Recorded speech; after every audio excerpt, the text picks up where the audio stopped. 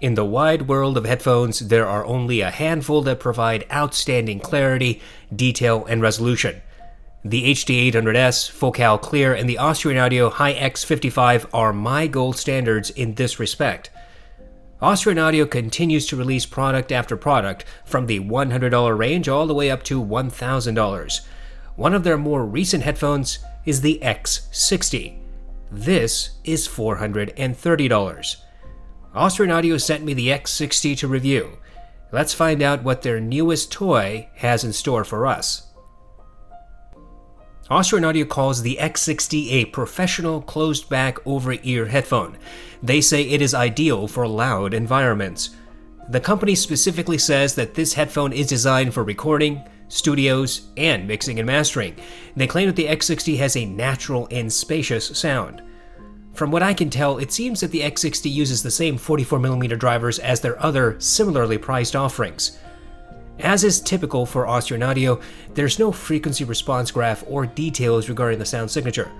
Unlike audeze, Hi-Fi Man, Grado, and many other audiophile brands, Austrian Audio spends little time on flamboyant terms to promote their products. If you have held the X65 or X55, then you will see a consistency with the X60. The X60 has the same kind of construction and design as these others. The X60 uses a combination of plastic and metal. The headband, yoke, and hinges are metal. The ear cups and the side of the headband covering are stiff plastic. The X60 uses memory foam ear pads and headband padding. These are soft and plush, similar to the other headphones in the Austrian Audio lineup. The ear pads are spacious, deep, and engulf ears. The ear pads are replaceable, just like the X50, X55, and X65. You just pull and they snap off. The X60 folds into itself for a smaller footprint. As for accessories, again, the X60 comes in the same packaging as its siblings. You get a cloth carrying bag and 2 cables. Unfortunately, we don't get spare ear pads. As for comfort, look, Austrian Audio is one of my favorite brands where comfort is concerned. Their headphones are among the most pleasing to wear. The clamping force seems just about right, tight enough to keep the headphones secure, but not so tight that it begins to hurt. Austrian Audio claims that the X60 is perfect for loud environments, and I'd say that this headphone is as good as any other closeback. There's definitely a reduction of ambient noise while wearing the X60. However, these are not isolating headphones. You will still hear typing on a keyboard, your desk speakers, and people talking a few feet away. Overall, the X60 has the same stellar build and comfort that we've come to expect from this company. I wish a set of spare ear pads had been included. For over $400, that's something we should get in the box. I listen to the X60 using various devices. This includes my Modi and Liquid Spark stack, the RME 80i2 DAC, my Burson Conductor 3XR, and the Low2 PAW S1. I use the stock accessories when I listen to my test playlist on Amazon Music HD. The X60 is very easy to drive. You do not need a powerful amp, and a simple dongle DAC will provide sufficient amplification. My tests indicate that the X60 has a rolled-off bass response. In Mountains by Hans Zimmer, there's a rumble from the beginning, which builds into a crescendo. The X60 barely presented this detail. The rumble was audible, but I had to increase volume fairly loud. Transients was faster on the X60 than on the Allo Audio S4X, and was similar to the type of transients you typically hear on planar drivers. When the crescendo hit, the X60 separated the organ from the other instruments. The rolling thunder effect was underemphasized. When the vocals chimed in, they rose from the background until they were shoulder to shoulder with the instruments. Every element in the track was separate from any other. In Conquer by Overwork, there's a rolling marble sound at the beginning. This pans from right to left to center. The X60 presented this sound and the panning clearly. There are multiple drums in this track, and the X60 rendered them all. In other words, the various drums all had hard impact. Each drum strike was distinct and did not seem to meld from one to the next. I listened to several hip-hop songs including Pure Water, New Patek, Reel It In, and Uproar. On each occasion, the X60 rolled off the sub bass. This was clearly different from what I heard on the neutral Allo S4X. The subwoofer always sounded like it was at the other end of a large room. The vocals were about 2 steps ahead of the instruments and retained their sparkle. The drums were slightly louder than the sub-bass. I listened to my Sicario playlist. I used these tracks to determine if there's any audible bass distortion. Traversing from low to high volumes, I could not hear any distortion. Overall, the X60 has a rolled-off bass. Sub-bass is noticeably underemphasized when compared to more neutral headphones. Mid-bass is closer to neutral, but not quite as prevalent as on the S4X. The X60 provides excellent separation and clarity in the bass region. It seems that the X60 has forward mids with sibilant female vocals. In Orla Gartland's Why Am I Like This, there is natural vocal grain and sibilance mixed into the track. The X60 presented both, but emphasized the sibilance specifically. This was obvious when I compared to the X60 against the more neutral Aventone Planar. The X60 sibilance push was slightly brighter than what I heard on the AULO S4X. It was, however, far less than the HD560S. Orla's voice was 2 steps ahead of the instruments. Every instrument was separate from the rest, and there was no muddiness in the track. In Want You Back by Haim, the X60 again showed that it emphasized vocal sibilance. This was a little bit louder than what I heard on the AULO S4X. At 8 seconds into the track, the primary singer says the word "we" and drags it out, making it sound gravelly. The X60 rendered this detail clearly. There are 2 backup vocalists, one in either channel. The X60 presented all 3 vocalists clearly with their individual tonalities. When the instruments played at maximum, the backup vocalists remained clear and distinct. The drums, bass, guitar, and piano all remained separated from each other. I could concentrate on any one instrument without difficulty. The vocals remained 2 steps ahead of the other elements.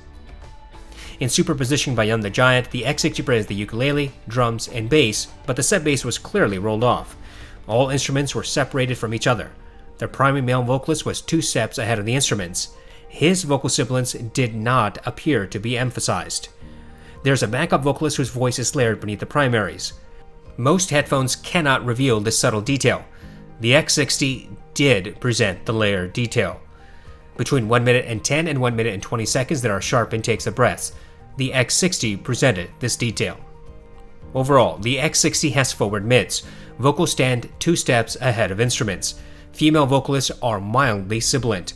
There's abundant clarity and separation in this region. The X60 seems to have a slight upper treble emphasis, but otherwise close to neutral treble. In Scherzo for X-Wings, the X60 presented the brass and horns clearly. Their nasally signatures were easily audible. However, the higher pitched notes seemed a bit emphasized, possibly by a few decibels. When compared to the neutral Aventone Planar, there was a slight but audible difference, where the Planar seemed to keep the upper treble notes a little bit closer to neutral. The timpani was audible, but it did not drown out the other instruments. The X60 has width, depth, and verticality.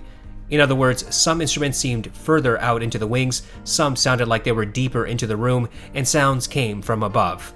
All elements were clear and distinct throughout the track. In Flight from the City, the X60 made the piano sound like it was about 7 to 8 feet away. Its bassy notes were underemphasized, and each note had quick transients.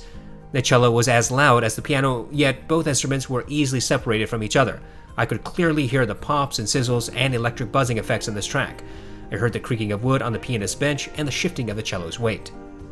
In Take 5 of the Dave Brubeck Quartet, the X60 rendered the piano in the right, drums in the left, saxophone center, and bass 1 step behind. All instruments remained distinct, their tonalities separate, and none seemed veiled in the mix. The cymbals were as loud as a saxophone. The saxophone's higher pitched notes were marginally louder than what I heard on the Aventone Planar, but similar to what I heard on the AULO S4X. The cymbals are struck at different positions, which should result in varying tonalities. The X60 rendered this detail.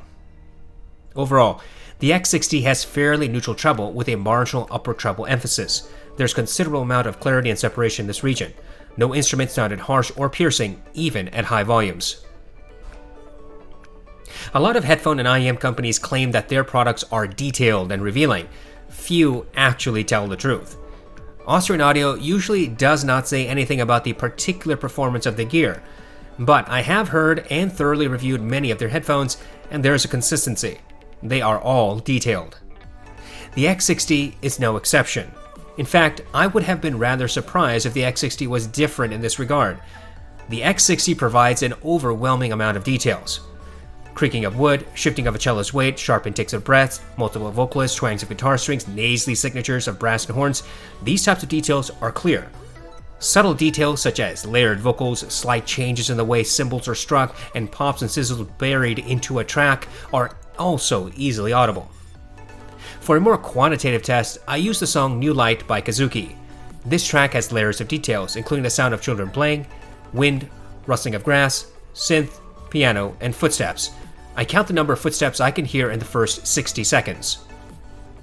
The Sennheiser HD800S presents 22 footsteps. The Full Cal Clear presents 18. The Austrian Audio Hi-X65 presents 16 to 17 footsteps. The Austrian Audio Hi-X55 presents 16 footsteps. The Hi-X15 and X25BT present 13 to 14. The hifi Sundara, Aventone Planar, Sifka Phoenix, and Biodynamic DT1990 each present 10 to 11 footsteps.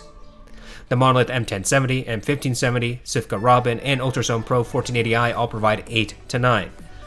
The audeze LCD2 Closed and LCD2 Classic each provide 7 to 8.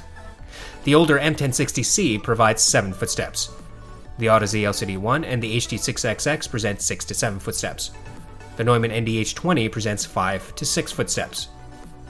The Hi-X60 presented 16 footsteps. On my scale of detail retrieval, the HD6XX and LCD1 are the average performers. Any headphone that provides more or less detail is judged accordingly. So the NDH20 would be considered below average and the Hi-Fi Sundara as above average. Here, based on this scale, I think the X60 has above average detail retrieval, similar to how the X55 and X65 perform. I often see commentary online that closed-back headphones have, as a rule, narrow soundstage, but that's not necessarily true. Soundstage is the combination of many factors, including the original recording methodology, your headphones and their sound signatures, the earpads, and how you wear the headphones and whether your headphones receive sufficient power for peak performance. The X60 does provide soundstage that is wider than what you might expect from typical closed-back headphones, and, surprisingly, a little bit closer to what you might expect from open-back headphones. I have a soundstage scale. Once again, I use the HD6XX and LCD1 as my average performers. Headphones that have more or less soundstage than these two are judged accordingly. The audeze Mobius and All Beats headphones have claustrophobic soundstage. The NDH20 and ATH M60X have below average soundstage. The HD6XX and LCD1 have average soundstage. The Sifka Phoenix, Emotiva GR1, and Ultrasound Pro 1480i have average to maybe above average soundstage depending on the particular recording. The Hi-Fi Sundara, Aventone Planar, Austrian Audio Hi-X55 and X65, and the LCD2 Classic have above average soundstage. The Hi-Fi Diva has wide soundstage. The HD800S has super wide soundstage. In my opinion, the X60 has soundstage similar to the X55 and X65. It is wider than the LCD1 and HD6XX, but not quite as wide as the Sundara. In the past, when I have reviewed other Austrian Audio headphones, I have remarked that this company has its own unique house sound. Like it or not, Austrian Audio is sticking with it. The X60 is not much different from its other siblings. The X60, just like the X55, X65, X15, and X25, is an analytical headphone. The X60 has rolled-off bass. Sub-bass is clearly underemphasized. Mid-bass is closer to neutral, but not quite as much as with alternatives like the Allo S4X. The mids are forward on the X60. Vocals are 2 steps ahead in a mix. All elements in a track are clear and distinct. However, female artists do present mild sibilance. The treble is mostly neutral until the upper treble, where there is a slight elevation. No instrument sounds harsh or piercing even at excessive volumes. The X60 has some of the best detail and clarity I've heard in any headphone at any price. The X60 has above average soundstage. Those who hate this type of sound signature will make their opinions known. You'll find plentiful negative comments about the Austrian Audio house sound. You may or may not like what the X60 has to offer, but very few other companies can say they achieve what Austrian Audio does. And if you're in the market for detail, clarity, and resolution, then your realistic options are quite limited. We need to compare products to have a full understanding of how new gear fits in. Here, we will compare the X60 against the X55 and the audeze LCD XC. I chose the X55 because we need to figure out if the X60 offers anything new. I chose the LCD-XC because I want to compare against the overhyped planar market against a headphone that costs 3 times the X60. For these tests, I used stock accessories. I plugged each headphone into a passive AB switch. That switch was plugged into my Army ADI2 DAC and later into the Burson Conductor 3XR. I listened to my test playlist on Amazon Music HD, and of course I tried to volume match. There is a noticeable difference in sub-bass when comparing the X60 to the X55. The X55 appeared to have slightly longer reverberation and marginally greater sub-bass presence. The difference was not night and day, but it was perceptible upon A/B testing. Mid-bass impact was, however, very similar. Separation of sub-bass from mid-bass was slightly more obvious on the X60. Bass clarity was marginally more apparent on the X60. The mids are slightly different. Both headphones emphasize female vocal sibilance. The X55 seems to have a slightly greater push in this detail. The X55 also places vocals a step closer to the ears.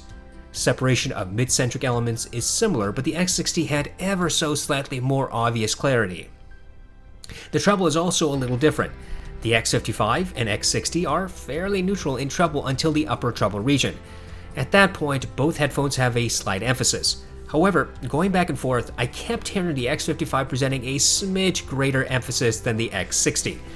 Separation of treble instruments was very similar. The X55 placed elements a little bit closer to the ears.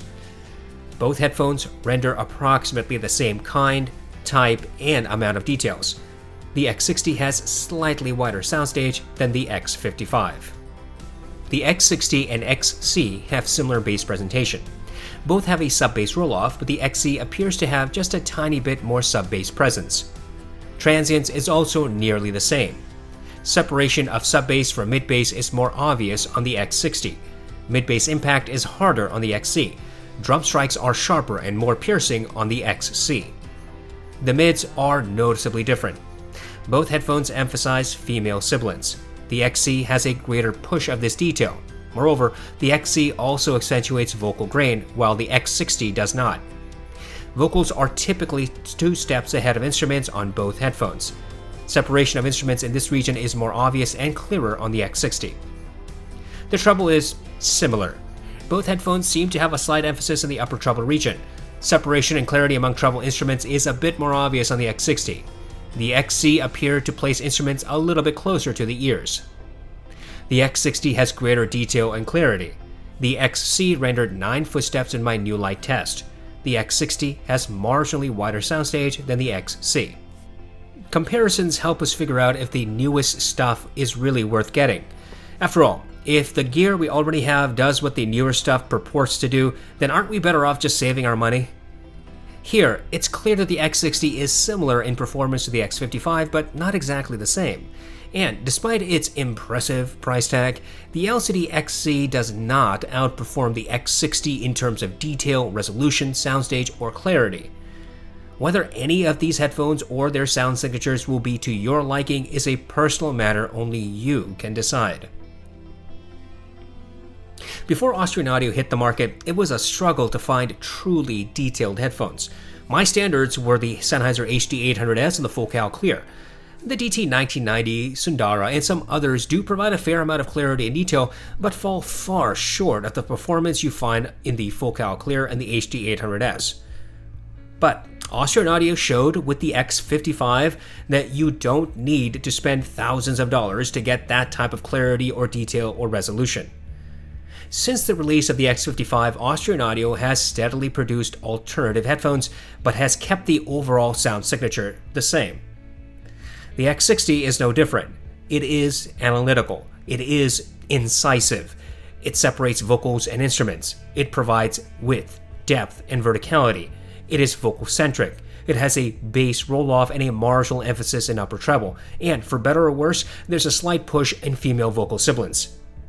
There is a noticeable, though not stark, difference between the X55 and X60. The X60 is not an exact copy of the X55 sound and performance. So, if you already have the X55, then I don't think you should rush out to buy the X60.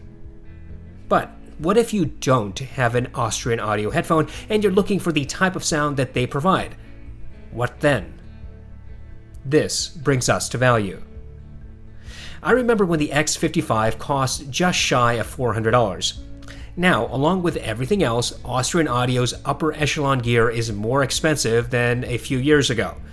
At $430, the X60 needs to explain why it should remain a contender among all the alternatives, and I think it does offer a rational basis. First, the X60 is built quite well. It is sturdy, robust, and quite comfortable. Second, the X60 sound signature is vastly different from any other headphone in its comparative market, except of course other Austrian Audio headphones. Third, the X60 comes with decent accessories. The cables are perfectly suitable. The carrying bag is not exceptional, but certainly better than nothing. The $550 NDH20, for example, does not do any better in this regard. Ultimately, yes, I think the X60 is value for what it presents. But if you already have an X55 or X65, then I cannot imagine there's any need to buy the X60, at least not immediately. Of course, keep in mind that the Austrian Audio headphones are not everyone's cup of tea. If you like a warm or bassy sound signature, then this headphone may not be for you. If you primarily listen to highly compressed streaming music, then something like the X60 might make you quite unhappy. It will, after all, reveal the flaws in a poorly recorded or badly compressed audio. My hope for Austrian Audio is that they can branch out from this singular sound signature. They're saturating the market with numerous headphones that do essentially the same thing. But for what it's worth, I think the X60 is a perfectly good headphone if you understand its strengths and weaknesses.